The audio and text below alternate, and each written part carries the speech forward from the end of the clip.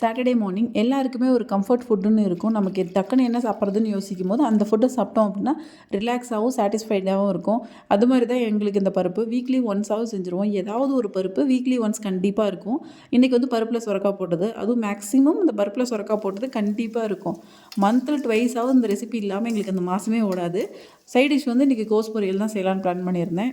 Morning பிரேக்ஃபாஸ்ட்டுக்கு கஞ்சும் சக்கரவள்ளி கிழங்கு தான் பிளான் பண்ணியிருந்தேன். சக்கரவள்ளி கிழங்கு வேக வைக்கிறதுக்காக அவ்வளோ பெரிய இட்லி பாத்திரத்தை எடுத்துகிட்டு வந்து எதுக்கு வேக வச்சு அதுக்கப்புறம் மறுபடியும் அதை ஃபுல்லாகவே வாஷ் பண்ணி எடுத்துகிட்டு போகிற மாதிரி இருக்கும் அப்படின்னு சொல்லிட்டு ஒரு பேனில் வந்து நடுவில் ஸ்டாண்ட் வச்சு வேக வைக்க ஆரம்பிச்சிட்டேன். இது வந்து இந்த மாதிரி இப்போன்னு இல்லை, அப்பப்போ இந்த மாதிரி சோம்பேறி சமையல் எப்பயாவது நடக்கும். இன்றைக்குமே இன்றைக்கி வந்து நிறைய டைம் அப்படி நடந்தது. நீங்கள் இன்றைக்கி மாதிரி ஏதாவது சோம்பேறி சமையல் செய்வீங்களான்னு சொல்லுங்கள். ரெசிப்பியே சோம்பேறி இல்லை, வேலை செய்கிறது சோம்பேறி.